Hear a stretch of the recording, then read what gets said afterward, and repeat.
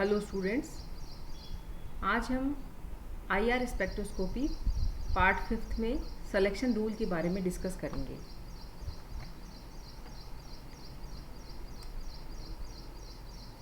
IR spectroscopy के लिए जो सिलेक्शन रूल होता है वो किसी पर्टिकुलर वाइब्रेशन की प्रोबेबिलिटी के बारे में बताता है। मीन्स कोई भी वाइब्रेशन यदि हो रहा होता है तो वो आईआर एक्टिव होगा या फिर आईआर इनएक्टिव होगा, उसका निर्धारण हम सिलेक्शन रूल के आधार पर करते हैं। मॉलिक्यूल में जितने भी नॉन सेंट्रोसिमेट्रिक वाइब्रेशंस होते हैं, नॉन सेंट्रोसिमेट्रिक का मतलब होता है कि मॉलिक्यूल में सेंटर ऑफ सिमेट्री का एब्सेंट होना, या हम कह सकते हैं कि जब मॉलिक्यूल में वाइब्रेशन या ट्रांजिशन होते हैं तो उसमें सेंटर ऑफ सिमेट्री अनुपस्थित हो जाती है। तो ऐसे वाइब्रेशंस को हम कहते हैं नॉन सेंट्रोसिमेट्रिक वाइब्रेशंस। तो जितने भी नॉन सेंट्रोसिमेट्रिक वाइब्रेशंस होते हैं वो आईआर एक्टिव होते हैं, क्योंकि ऐसे ट्रांजिशन या वाइब्रेशंस के दौरान मॉलिक्यूल के डाइपोल मोमेंट, जिसको हम द्विध्रुव आघूर्ण कहते हैं, तो मॉलिक्यूल का जो डाइपोल मोमेंट होता है वो चेंज हो जाता है।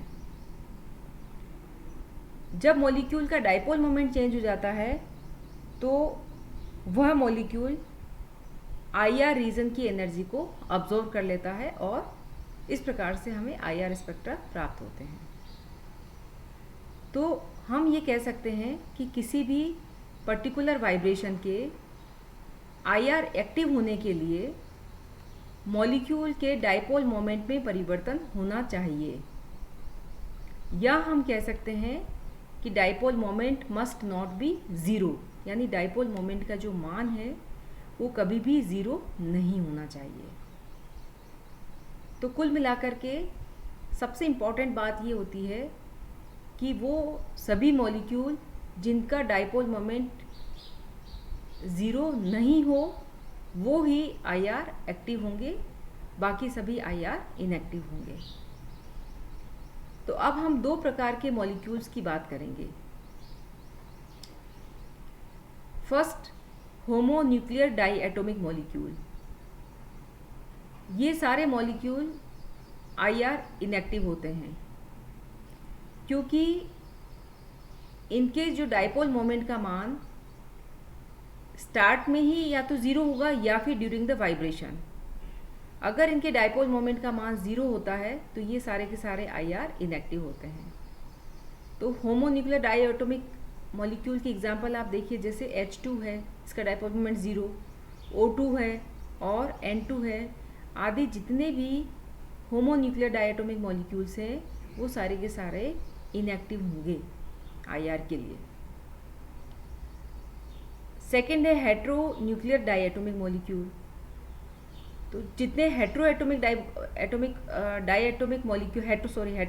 न्यूक्लियर डाईएटॉमिक मॉलिक्यूल्स हैं, जैसे CO है, NO है, ये सारे के सारे आईआर एक्टिव होंगे।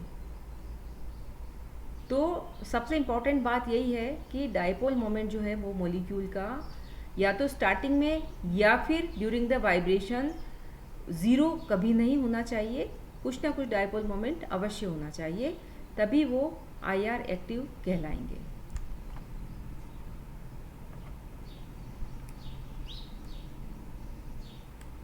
अब देखिए, इसको हम एक एग्जाम्पल से समझेंगे।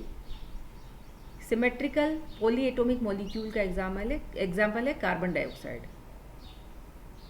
अब CO2 के जो वाइब्रेशंस हैं उसको हम डिस्कस करेंगे कि कौन से वाइब्रेशंस हैं वो एक्टिव होंगे और कौन से इनएक्टिव होंगे। सबसे पहले हम बात करेंगे CO2 में सिमेट्रिकल स्ट्रेचिंग वाइब्रेशन। आप जानते हैं सिमेट्रिकल स्ट्रेचिंग वाइब्रेशंस हमने सब मॉलिक्यूलर वाइब्रेशंस के दौरान सभी टाइप के वाइब्रेशंस हमने स्टडी किए थे।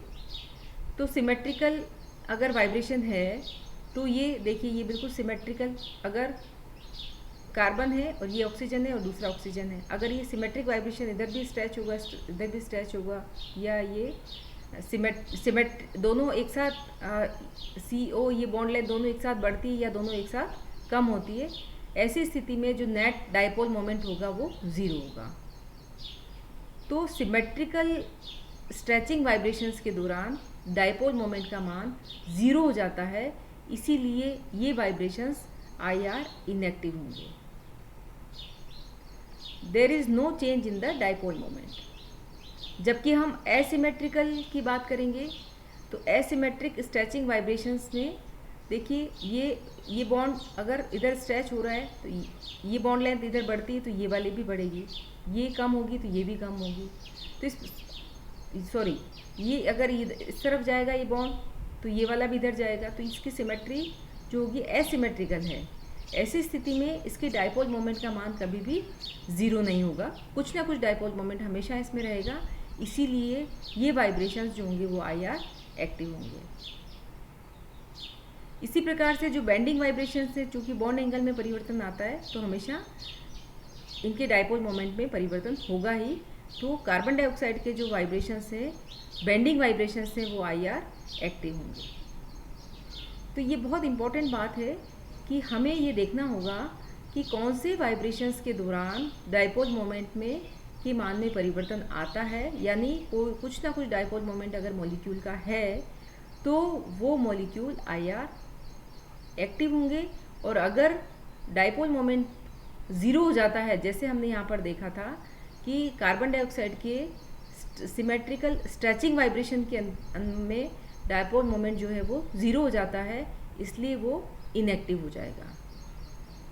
तो हम किसी भी मॉलिक्यूल के लिए हम जनरल नहीं कह सकते हैं कि इसके सारे वाइब्रेशंस जो हैं वो एक्टिव होंगे या सभी इनएक्टिव होंगे।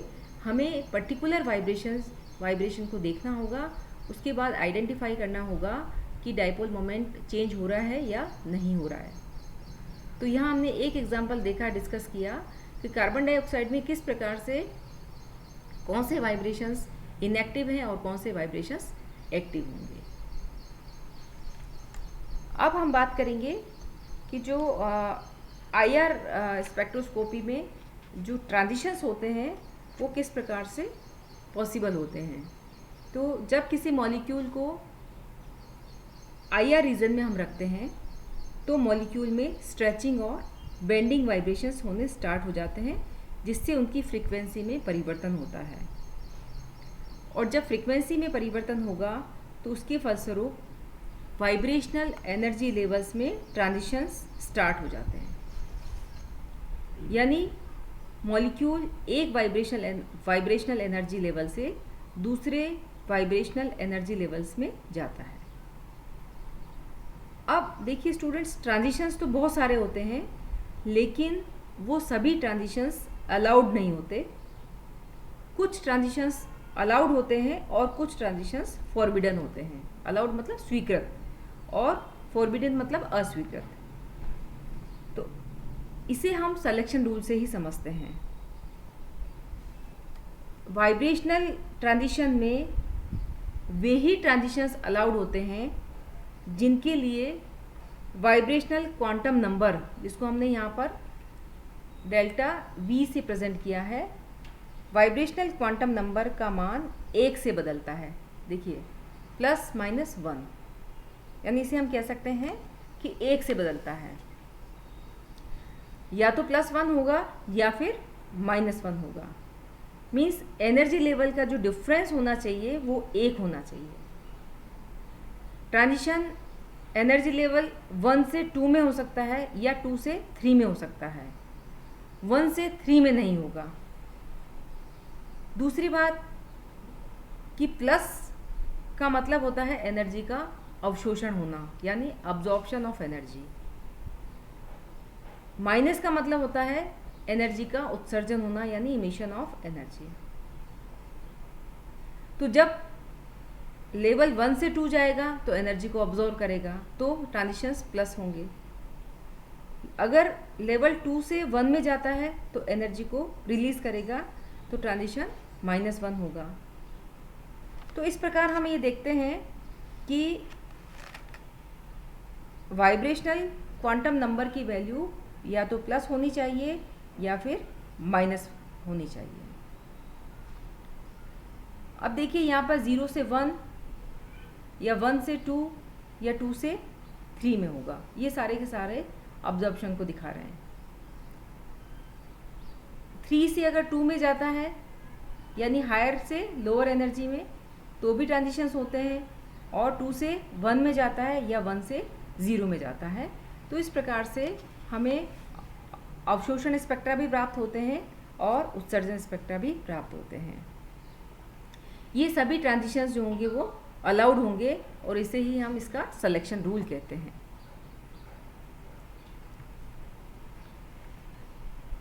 अब हम बात करेंगे कि मॉलिक्यूल में जो प्रत्येक बॉन्ड की वाइब्रेशनल एनर्जी होती है वो वाइब्रेशनल एनर्जी क्वांटाइज्ड होती है, और उसकी जो वैल्यू होती है वो आप देखिए ये होती है E vibrational equal to v plus half h nu zero. यहाँ E vibrational means vibrational energy है, कंपन ऊर्जा है। वाइब्रेशनल क्वांटम नंबर की वैल्यू 0 हो सकती है, 1 और 2 और 3। और ये जो एच न्यू ज़ीरो है वो न्यू ज़ीरो को हम कहते हैं फ्रीक्वेंसी है, जो कि हम फंडामेंटल फ्रीक्वेंसी ऑफ वाइब्रेशन कहते हैं, कंपन की मूल आवृत्ति। अब हम यहाँ पर देखेंगे कि सबसे पहले जब वाइब्रेशन करने वाला मॉलिक्यूल न्यूनतम वाइब्रेशनल एनर्जी में प्रेजेंट हो, यानी V इक्वल टू 0 हो। यहाँ पर V इक्वल टू 0 में जब कोई मॉलिक्यूल प्रेजेंट होता है उस समय उस मॉलिक्यूल में मॉलिक्यूलर वाइब्रेशन होते रहते हैं, और इसी मॉलिक्यूलर वाइब्रेशन के फलस्वरूप हमें एनर्जी प्राप्त होती है, जिसका मान कितना होगा, हाफ एच न्यू ज़ीरो के बराबर। यहाँ पर आप ई वाइब्रेशन में V की वैल्यू आप 0 रख दीजिए कि जब कंपन करने वाला अणु न्यूनतम कंपन ऊर्जा में उपस्थित हो। ऐसी स्थिति में ये V का मान आप कितना रख देंगे, यहाँ पर 0 रखने के बाद भी ई वाइब्रेशनल एनर्जी का मान हाफ एच न्यू ज़ीरो, ये देख रहे हैं आप, ये वैल्यू प्राप्त हो रही है। यानी अभी ट्रांजिशंस नहीं हो रहे हैं, यानी मॉलिक्यूल सिर्फ मिनिमम वाइब्रेशनल क्वांटम नंबर में प्रेजेंट है, V इक्वल टू 0 में उपस्थित है। ऐसी स्थिति में चूंकि मॉलिक्यूल के अंदर मॉलिक्यूलर वाइब्रेशंस होते हैं और उसी का रिजल्ट होता है कि मॉलिक्यूल में वाइब्रेशनल एनर्जी प्राप्त होती है, जिसका मान E0 equal to half h nu zero के बराबर होता है। इसे हम 0 पॉइंट एनर्जी कहते हैं। 0 पॉइंट एनर्जी का मतलब होता है कि एब्सोल्यूट टेम्परेचर पर जहाँ रोटेशनल और ट्रांसलेशनल मोशंस रुक जाते हैं, ऐसी स्थिति में भी मॉलिक्यूल में वाइब्रेशनल मोशंस बने रहते हैं, जिसे हम, और उसके वाइब्रेशनल मोशन के फलस्वरूप जो एनर्जी प्राप्त होती है, जिसे हम 0 पॉइंट एनर्जी या शून्य ऊर्जा कहते हैं। तो इस प्रकार से हमने 0 पॉइंट एनर्जी की वैल्यू हम आराम से निकाल सकते हैं। अब हम बात करेंगे ट्रांजिशंस की, कि जो वाइब्रेशनल क्वांटम नंबर हैं V की वैल्यू 0, 1, 2, 3, तो वाइब्रेशनल क्वांटम नंबर्स के अलग अलग वैल्यूज़ के अकॉर्डिंग वाइब्रेशनल एनर्जी लेवल्स प्राप्त होते हैं हमें, जैसे V equal to 0, V equal to 1, V equal to 2, 3, 4, इस प्रकार से। तो क्वांटम नंबर के करस्पॉन्ड्स हमें वाइब्रेशनल एनर्जी लेवल्स प्राप्त होते हैं, और उनमें जो ट्रांजिशंस होता है उसके फलस्वरूप हमें IR स्पेक्ट्रम प्राप्त होते हैं। तो जब ट्रांजिशन होता है ground state V equal to 0 से फर्स्ट एक्साइटेड स्टेट यानी V इक्वल टू 1 में, तो ऐसी स्थिति में हमें इंटेंस बैंड प्राप्त होते हैं और उसे हम कहते हैं फंडामेंटल वाइब्रेशंस। फंडामेंटल वाइब्रेशंस जो है हमेशा V इक्वल टू 0 से फर्स्ट एक्साइटेड स्टेट यानी V1 में ट्रांजिशन के फलस्वरूप ही प्राप्त होंगे। इसको हम मौलिक कंपन बैंड कहते हैं, ठीक है। और होने वाले जो ट्रांजिशंस को हम कहते हैं फंडामेंटल ट्रांजिशंस, यानी मौलिक कंपन हम उसको कहते हैं। अब यदि हम एनर्जी डिफरेंस देखें तो आप जानते हो डेल्टा ई वाइब्रेशंस आप कैसे निकालोगे यहाँ पर, कि जो फर्स्ट वाइब्रेशनल एनर्जी लेवल है वी की वैल्यू यहाँ पर 1 कर देंगे तो 1 + ½ h न्यू 0 हो जाएगा, माइनस कहाँ से ट्रांजिशन हो रहा है 0 से 1, तो ये वैल्यू हो जाएगी EV1 माइनस EV0। तो इस प्रकार से जो दोनों एनर्जी का डिफरेंस हम निकालेंगे, केवल आपको यहाँ पर 1 लिखना है और यहाँ पर आपको 0 करना है, क्योंकि ट्रांजिशन किससे हो रहा है 0 से 1 में। तो जो डिफरेंस आएगा वो किसके बराबर आ जाएगा h न्यू 0 के बराबर। तो जो फंडामेंटल बैंड आपको कैसे प्राप्त होते हैं, उसकी एनर्जी कितनी होती है, वो आप आराम से यहाँ पर कैलकुलेट कर सकते हैं।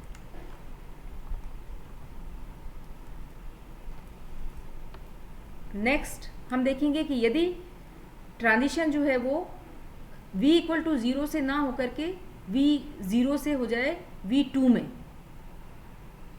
तो ऐसे जो बैंड प्राप्त होते हैं वो उसको हम कहते हैं ओवरटोन्स। यानी overtones is used for any multiple of the given fundamental frequency. जो फंडामेंटल फ्रीक्वेंसी का जो मल्टीपल होगा वो ओवरटोन्स बैंड के रूप में हमें नजर आता है, जिसमें ट्रांजिशन होगा ग्राउंड स्टेट से, जो फर्स्ट एक्साइटेड स्टेट होगी वो v = 2 होगी।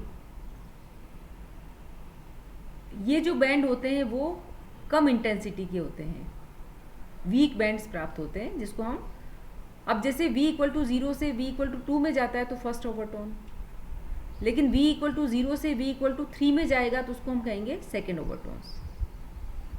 तो ये इस प्रकार से ओवरटोन्स ऑफ द फंडामेंटल हमें प्राप्त होते हैं। अब यहाँ हम अगर इनके एनर्जी डिफरेंस को देखेंगे तो देखिए ये हो जाएगा 2 से 0 में जाता है तो v का मान यहाँ पर 2 लिखेंगे और यहाँ पर v का मान 0 कर देंगे, तो जो एनर्जी डिफरेंस आएगा वो 2h न्यू 0 के बराबर आएगा। तो फंडामेंटल का जो बैंड का जो एनर्जी था वो कितना था h न्यू 0 के बराबर, तो इसका मल्टीपल कितना हो गया 2h न्यू 0 के बराबर। इसीलिए हमने फर्स्ट लाइन में यहाँ लिखा है कि the term overtone is used for any multiple of the given fundamental frequency. तो इस प्रकार से आप ओवरटोन को भी डिफाइन कर सकते हैं। ये इंपॉर्टेंट बैंड्स हैं फंडामेंटल और ओवरटोन्स। इसके अलावा कुछ और भी बैंड्स हम देख सकते हैं, कॉम्बिनेशन बैंड्स और डिफरेंस बैंड। ये नाम से पता लग रहा है कि 2 vibrational frequencies in a molecule couple to give a new frequency within the molecule. This band is a sum of the 2 interacting frequency. तो दोनों के योग से जो हमें प्राप्त होता है उसको हम कहेंगे कॉम्बिनेशन बैंड। इसी प्रकार से जो डिफरेंस बैंड होता है, this is similar to the combination bands. The observed frequency is the difference between the 2 interacting frequency. तो दोनों के जो डिफरेंस से जो हमें बैंड प्राप्त होगा वो डिफरेंस बैंड कहलाएगा। तो इस प्रकार से हमने IR स्पेक्ट्रोस्कोपी के सिलेक्शन रूल को डिस्कस किया और उसी के दौरान जो हमें अलग अलग टाइप के बैंड्स प्राप्त होते हैं उसके बारे में डिस्कस किया। आज के लिए बस इतना ही। Thank you very much.